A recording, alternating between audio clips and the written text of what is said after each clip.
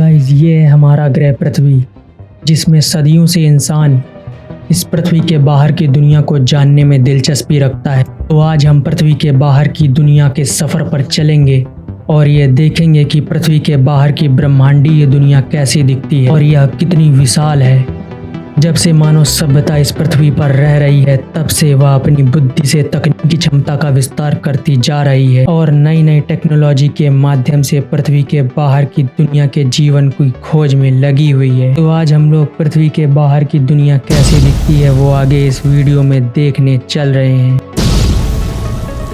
तो अभी हम लोग पृथ्वी के ग्रेविटेशनल फोर्स वाले एरिया से बाहर आ चुके हैं। आप हमारे सामने जो टिमटिमाता हुआ तारा देख रहे हैं वो है हमारा सूरज। पृथ्वी सूरज के चारों ओर चक्कर लगाती है, जिस कारण पृथ्वी पर रात और दिन होते हैं। रात और दिन के साथ साथ लगभग हमारी जीवन की सारी प्रक्रियाएं सूरज से रिलेटेड होती हैं। पृथ्वी से सूरज की दूरी 150.26 मिलियन किलोमीटर। सूरज से पृथ्वी तक प्रकाश आने में लगभग 8 मिनट का समय लग जाता है। ये है हमारा चांद, जो कि पृथ्वी के इतना पास दिख रहा है, लेकिन यह पृथ्वी से 3,84,400 किलोमीटर की दूरी पर है। पृथ्वी से चंद्रमा तक जाने के लिए नासा के अपोलो 11 मिशन, जो कि 1969 में हुआ था, उसे 51 घंटे 49 मिनट लगे थे चांद की सतह पर पहुंचने। और यह पहली बार था जब कोई इंसान चांद की सतह पर पहुंचा था।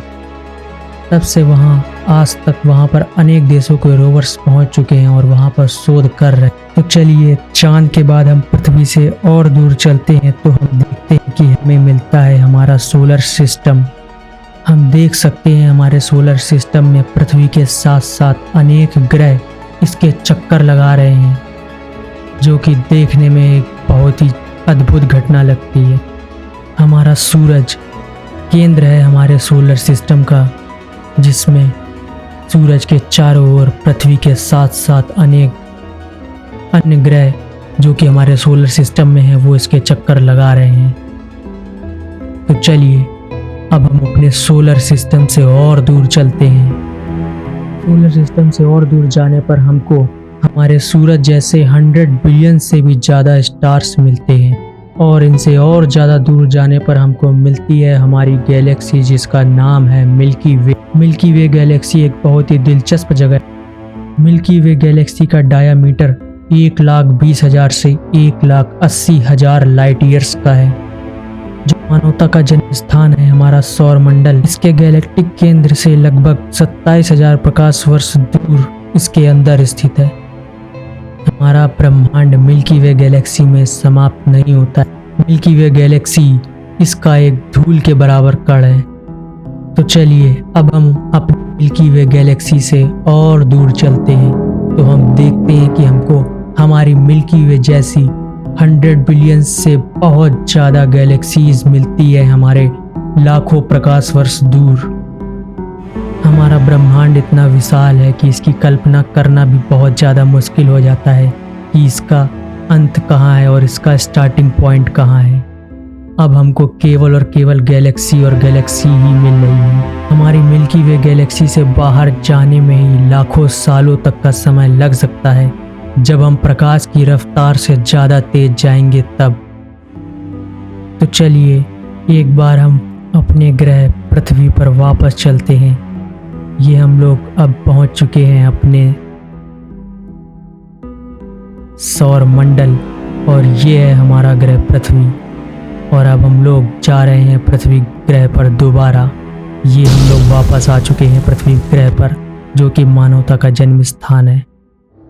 तो चलिए, एक बार फिर से हम लोग चलकर देखते हैं, इसको आसानी से समझते हैं।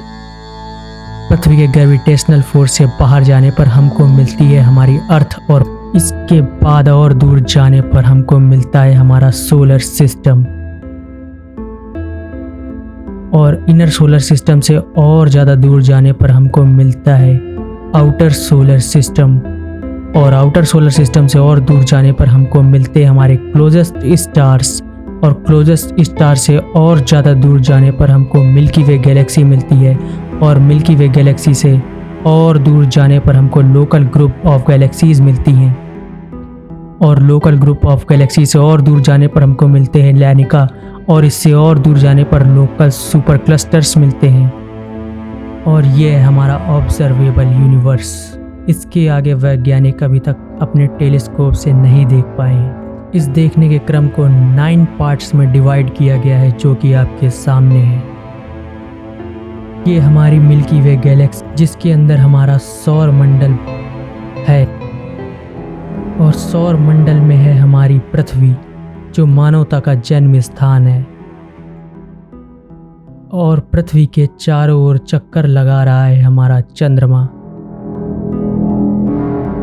तो इसे हम लोग एक और सिंपल मेथड द्वारा समझते हैं। सबसे पहले आती है हमारी पृथ्वी, उसके बाद हमारा चंद्रमा, उसके बाद हमारा सोलर सिस्टम, और सोलर सिस्टम के किनारे चक्कर लगाते हुए ग्रह, और उससे और दूर जाने पर हमको बहुत सारे सन मिलते हैं हमारे ही सोलर सिस्टम के जैसे। और हमारे सोलर सिस्टम से और दूर जाने पर हमको मिलती है हमारी मिल्की वे गैलेक्सी, जो कि 1,20,000 से 1,80,000 लाइट ईयर्स डायमीटर में फैली हुई है। और मिल्की वे गैलेक्सी से और दूर जाने पर हमको 100 बिलियन से भी ज़्यादा गैलेक्सीज मिलती हैं। और इससे और दूर जाने पर हमको मिलते हैं सुपर क्लस्टर्स, जिनके अंदर केवल और केवल गैलेक्सीज भरी हुई हैं। इसके आगे आज तक वैज्ञानिक देख नहीं पाए हैं, क्योंकि उनके टेलीस्कोप में इतनी ज़्यादा क्षमता नहीं है। इतनी बिलियन गैलेक्सीज होने के बाद भी क्या पृथ्वी के अलावा किसी और ग्रह पर जीवन संभव नहीं है? आप क्या सोचते हैं इसके बारे में कि पृथ्वी के अलावा किसी और ग्रह पर जीवन संभव है या नहीं? वो कमेंट करके बताइएगा ज़रूर। मेरा मानना है कि पृथ्वी के अलावा अन्य ग्रह पर भी जीवन होगा, लेकिन आज तक हमें पता नहीं चल पाया है, क्योंकि अनंत गैलेक्सीज हैं इस ब्रह्मांड में।